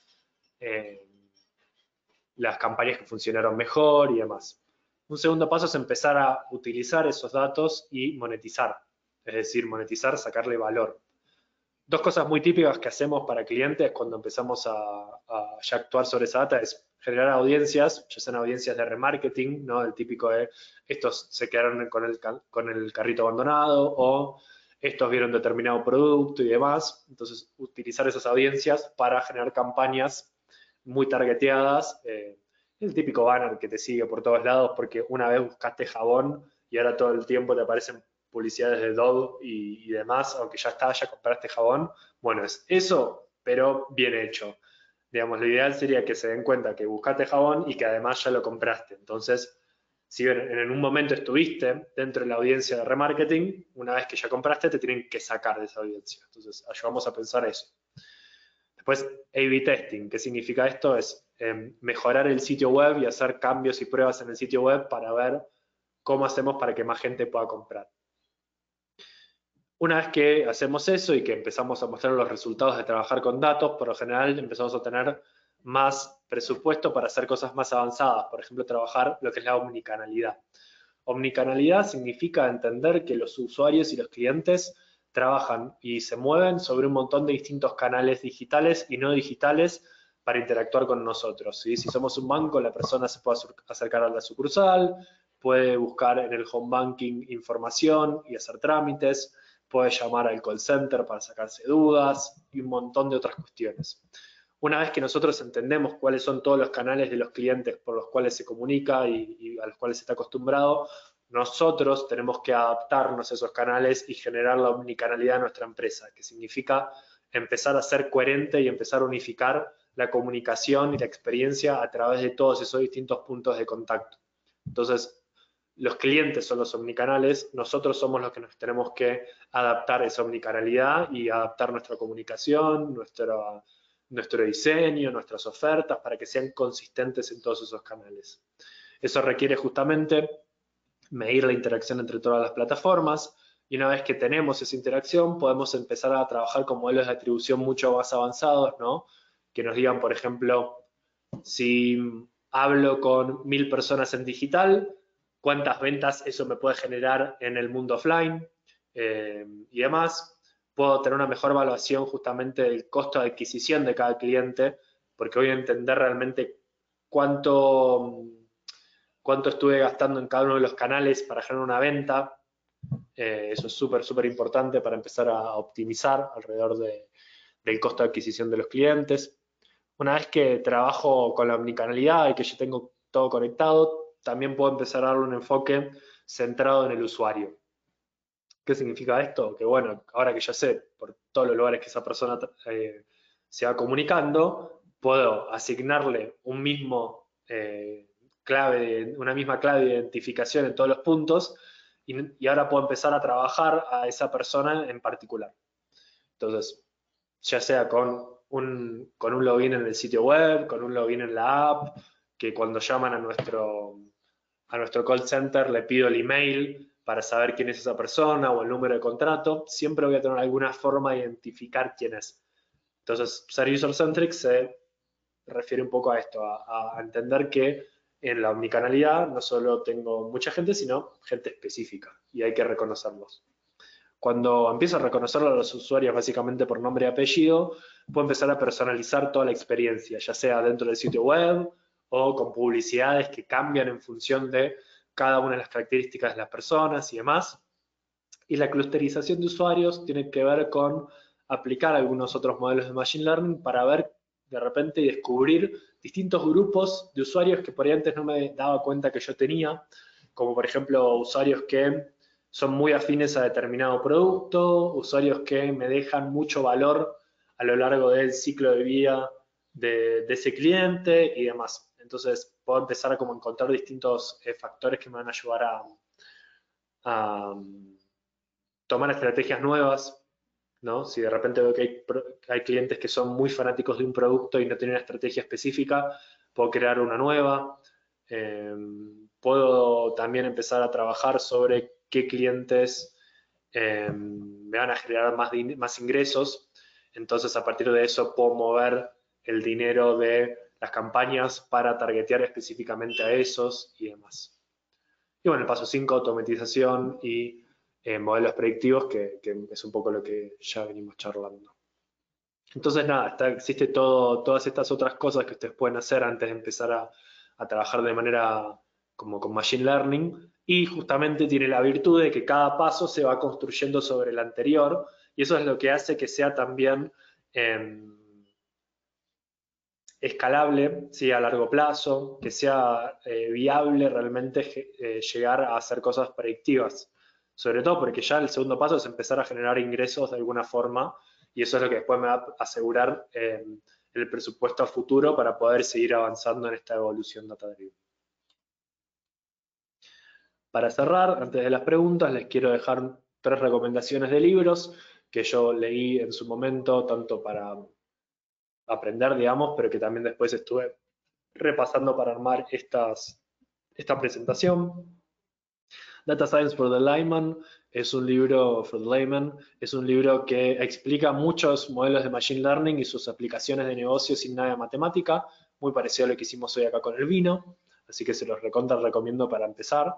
Applied Artificial Intelligence, a Handbook for Business Leaders, es justamente un manual para líderes de negocio. Entonces, si ustedes ya están trabajando en una empresa y quieren empezar a aplicar la inteligencia artificial, no solamente habla de los modelos, sino habla de qué requerimientos, tanto de personas, de procesos, de planificación y demás, tienen que tener internamente dentro de la empresa.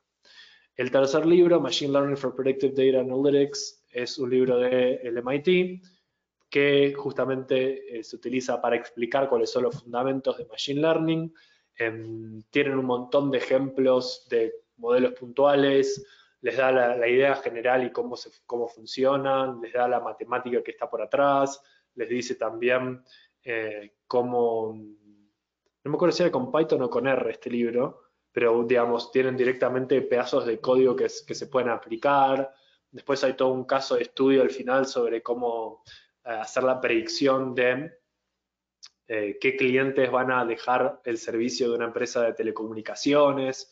Entonces, con ese caso de ejemplo, les explica cómo hacer todo el proyecto y demás. La verdad que está buenísimo. Por ahí tiene algunas cosas que son como muy avanzadas, pero hay otras, como que todos los capítulos tienen algo que seguro les va a servir, más allá de la parte más avanzada. Así que se los súper recomiendo. Y con eso terminamos. Digo, no sé si hay dudas y demás. Yo pasaría a esa sección de preguntas, pero hasta acá la parte esta. Hola Gastón, muchas gracias. Pues aquí tenemos una pregunta de Julie y nos dice, actualmente trabajo con el modelo de Last Click. Quisiera conocer modelos más cercanos a la realidad. ¿Cómo construir ese modelo? ¿Qué elementos debo tener en cuenta? ¿Y cuál es la ponderación que se le da a cada paso del journey? A ver, en el modelo este que acabamos de ver de Data Driven, la ponderación no se la damos nosotros, sino que simplemente el modelo en sí se da cuenta cuál es la ponderación y cuál es la potencia de cada uno de los canales en cada momento. Porque justamente ese es el cálculo que estamos haciendo. ¿Se acuerdan que era, yendo muy para atrás, era esto, ¿no? Como hacer este cálculo de la diferencia de que esté o no esté cada uno de los canales. Entonces, justamente esto es lo que nos va a dar la ponderación y la importancia de cada uno. Y justamente utilizamos este modelo porque la verdad que nosotros sería imposible que nosotros hagamos ese análisis de manera manual. Hay otras herramientas que les permiten jugar por ahí con los modelos estáticos y los modelos como Last Click o First Click y demás, que no son tan avanzados, que no requieren de Machine Learning y por ahí les dan algunos insights. Por ejemplo, en Google Analytics y en Adobe Analytics tienen como distintos comparadores de modelos. esos comparadores de modelos les permiten ver, por ejemplo, cómo le va a Google Ads cuando está como last click y cómo le va cuando está como first click. Comparando eso, se pueden dar cuenta que por ahí le va muy bien como first click o como last click, y en función de eso ir cambiando las distintas estrategias. Pero eso ya sería como manual. Pero sí está bueno porque de repente se dan cuenta que cambiando la forma en que ven los canales, hay un canal que estaba buenísimo como First Click que no estábamos teniendo en cuenta, y que por ahí empezamos a hacer como cuestiones mucho más puntuales para ese canal.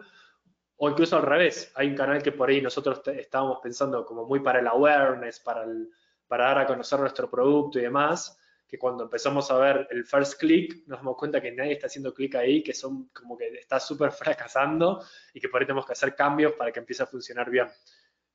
Eso, por ejemplo, en Google Analytics, googlea después herramienta de comparación de modelos y vas a ver que hay bastante alrededor de eso. Herramienta de comparación de modelos, Google Analytics. Te tienen que aparecer bastante información alrededor de eso.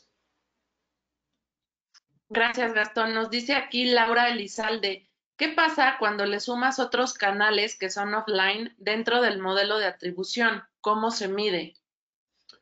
Se mide, o sea, ahí ya tenemos que agregar primero toda la parte de medición, ¿sí? Depende de eso. Por ahí tiene un CRM que cada vez que alguien llama por teléfono dispara una medición de que alguien llamó, o por ahí tienen, no sé, un Excel, y que también está bien, digamos, no es lo óptimo, pero también se puede utilizar. Lo importante es que toda esa información hay que integrarla con el resto de los datos y hay que armar algún criterio que me permita utilizar esa información, ¿no? Entonces, por ejemplo, de la misma manera que en Google Ads el criterio es si alguien hizo clic en la publicidad y eso se cuenta como una conversión de Google Ads, o no una conversión, pero una interacción de Google Ads, voy a tener que definir cuál va a ser mi interacción para los canales offline, que puede ser comprar un producto y eso es una interacción, o puede ser que llamó al call center y eso es una interacción y demás. Entonces, una vez que tenemos bien clara la forma en que vamos a decir que todo es una interacción, después ya es fácil. Porque decís, acá hubo una interacción de email, acá hubo una interacción de call center, acá hubo una interacción del local, acá hubo una interacción de Facebook o lo que sea, y después se corren los algoritmos y ya está. Yo te diría que lo más difícil es cómo hacemos la medición, cómo hacemos para tener este criterio de cuándo hay una interacción.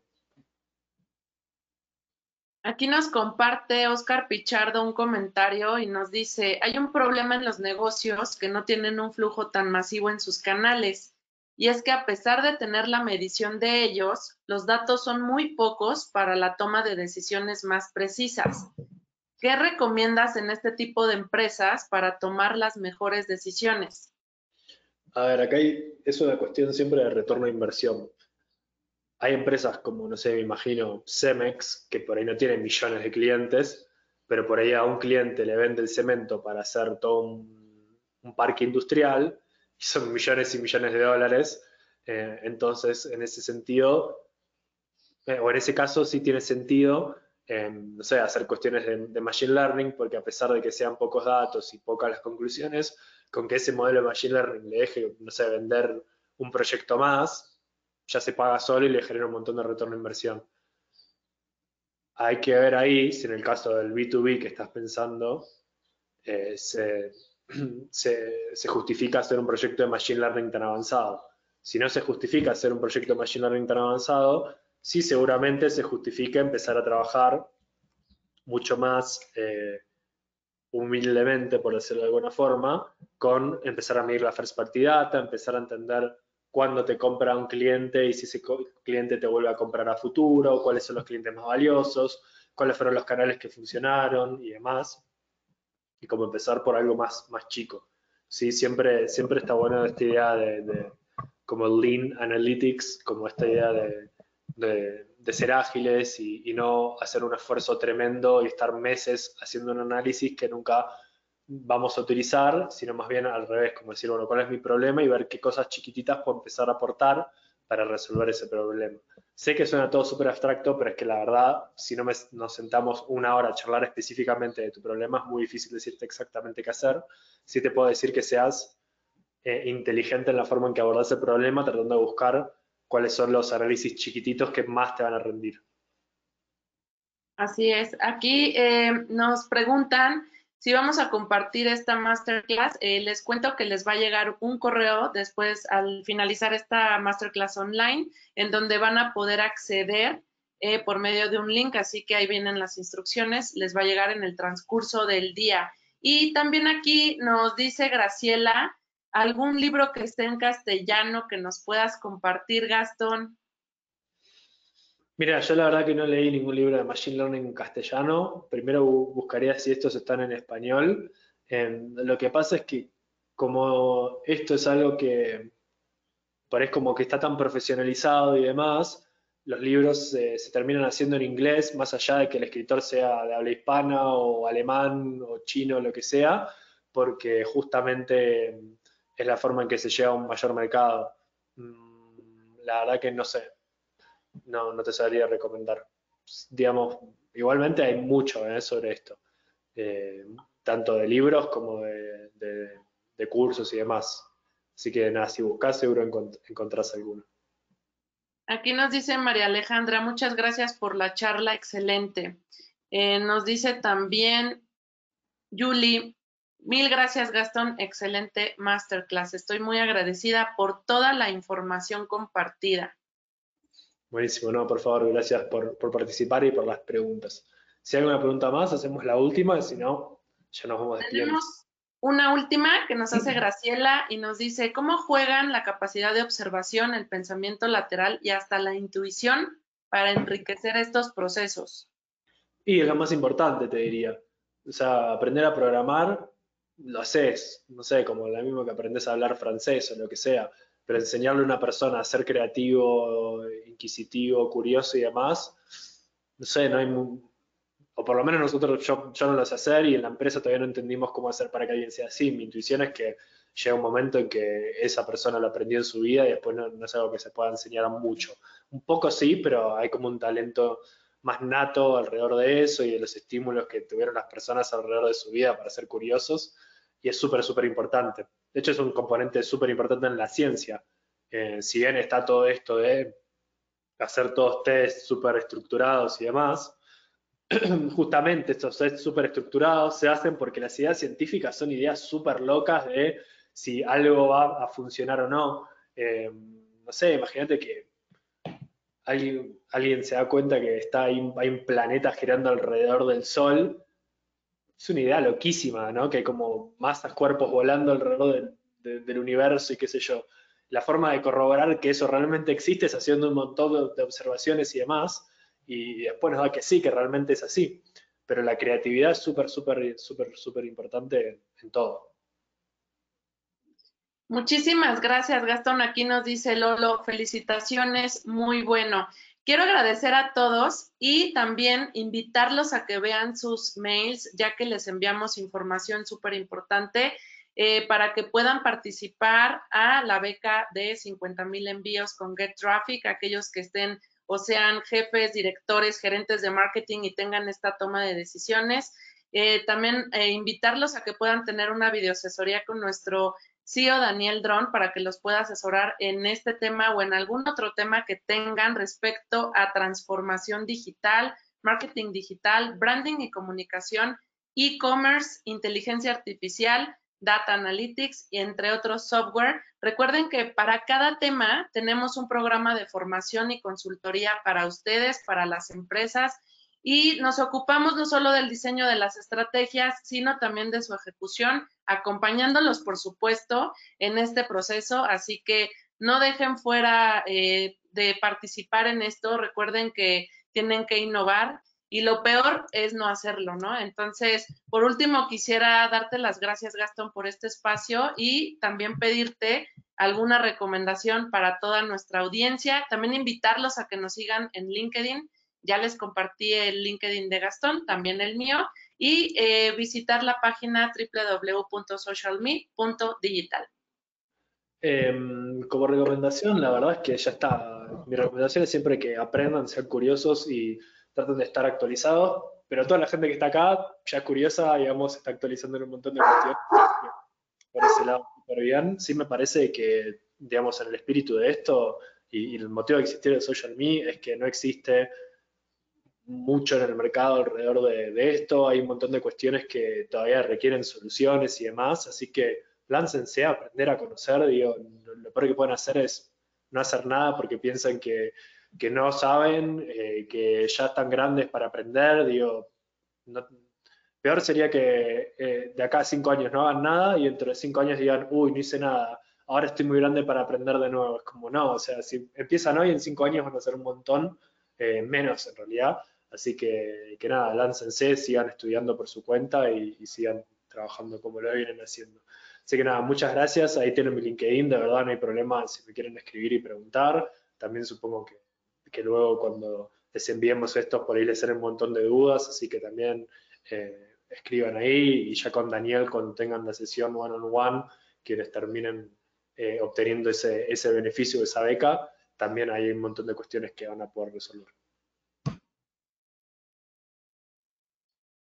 ¿Bien? Muchísimas, muchísimas gracias, Gastón. Yo me quedo aquí con ustedes. Voy a ir respondiendo todas sus preguntas respecto a lo de la beca que les comentaba. Así que, pues, gracias por este espacio, por esta masterclass. Los invito a que nos sigan en nuestras redes sociales para que puedan seguir viendo el contenido que tiene Social Me para todos ustedes. Recuerden que no tiene costo subirse a estas masterclass online. Y pues bueno, Gastón, que tengas un excelente día. Nos vemos la próxima masterclass online. Muchas gracias. Nos vemos.